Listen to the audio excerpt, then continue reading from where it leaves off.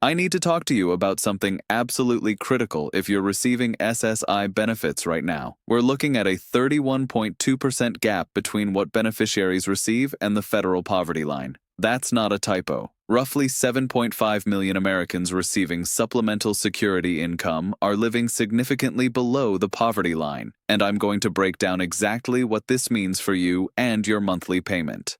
Let me start with the official numbers from the Social Security Administration.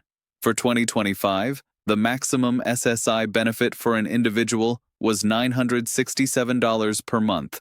For a married couple, it was $1,450 per month. With the cost of living adjustment for 2026, those numbers increased slightly. The new maximum for an individual is $994 per month, an increase of just $27. For a couple, it's $1,491 per month.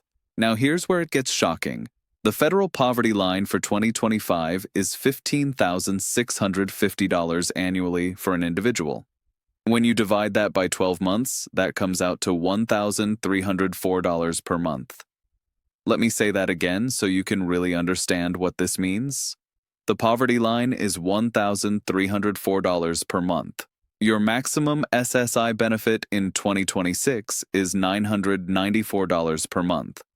That's a difference of $310 every single month that you are below the poverty line. When I calculate that difference on a percentage basis, SSI benefits would need to increase by 31.2% just to equal the federal poverty line. Not to live comfortably, not to have extra money, just to reach the poverty line. And here's what really concerns me. In mid-January, the federal poverty line for 2026 is going to be released, and it's projected to increase by about 4%. That would put it at approximately $16,430 annually, or about $1,369 per month.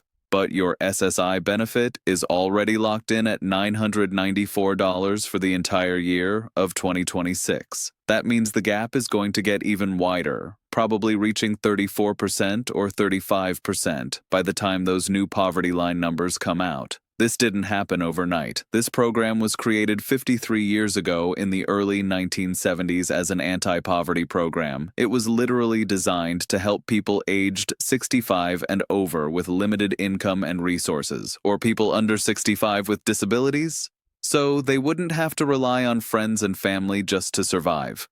But somewhere along the way, it shifted from an anti-poverty program to what I call a guaranteed poverty program. If you're on SSI right now, you know exactly what I'm talking about. You're living with constant fear. Fear that if you earn a little extra money, they'll cut your benefit. Fear that if a family member helps you with groceries or lets you stay with them, it'll be used against you through something called in-kind support and maintenance. Fear that if you somehow save more than $2,000, you'll lose everything. The $2,000 asset limit hasn't changed in decades. If it had kept up with inflation, it would be over $5,000 today. But instead, you're forced to spend down any savings, forced to refuse help from loved ones, forced to live in constant anxiety about doing anything that might improve your situation. And the worst part is that the cost of living adjustment that SSI gets each year hasn't kept pace with real inflation. Year after year, you fall a little further behind. After 53 years of falling behind a little bit each year, we've ended up with a 31.2% gap. But there are people fighting for change right now. Advocacy groups representing millions of SSI beneficiaries are pushing Congress to modernize this program. They're demanding that the asset limits be raised, that the in-kind support and maintenance penalties be eliminated, and that benefits be increased to actually reflect the cost of living in 2026, not 1972. There's also growing bipartisan acknowledgement that the SSI program is broken. When Republicans and Democrats actually agree on something, that's significant. We're seeing more legislators talk openly about SSI reform, about raising those outdated limits, about fixing the restrictions that keep people trapped in poverty. Let me break down exactly what you need to know in the simplest terms possible. SSI benefits are 31.2% below the federal poverty line right now, and that gap is about to get even wider in January 2026 when new poverty line numbers are released. Your maximum benefit of $994 per month as an individual falls $310 short of what the government itself defines as poverty-level income. All 7.4 million Americans receiving supplemental security income are affected. This includes low-income seniors over 65, people who are blind, and adults with disabilities who have limited income and resources. If you're getting SSI right now, you are living below the poverty line by design of how this program is structured. This isn't just about statistics. This is about your ability to survive.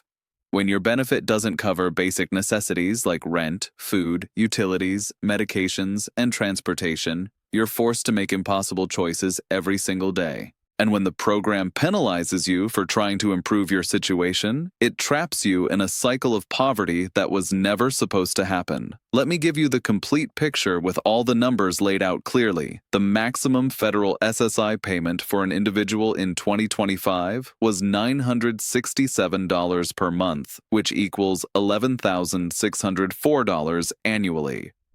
For 2026, that increases to $994 per month, or $11,928 annually. That's a $324 annual increase, or $27 per month. Meanwhile, the 2025 federal poverty line is $15,650 annually for an individual, which breaks down to $1,304 per month. When we calculate the gap between your $994 monthly benefit and the $1,304 poverty line, we get a $310 monthly shortfall, or $3,720 annually. To close that gap, SSI benefits would need to increase by exactly 31.2%.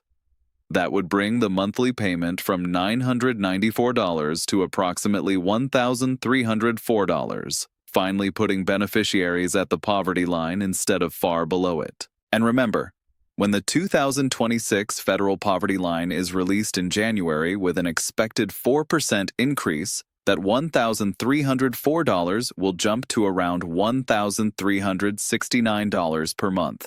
Your benefit stays at $994. The gap grows from 31.2% to approximately 34% to 35% over the course of a year. That means an individual SSI beneficiary is living with $4,500 less than the federal government's own definition of poverty-level income. That's not a small difference. That's rent for several months. That's medications for the entire year. That's food on the table. I know many of you receiving SSI are scared. You feel like you're walking on eggshells every single day, terrified that one wrong move will cause your benefit to be cut or eliminated entirely. Maybe someone offered to buy you groceries and you had to refuse because you were worried it would count as in-kind support. Maybe you wanted to take on a few hours of part-time work, but you know that earning even small amounts will reduce your check.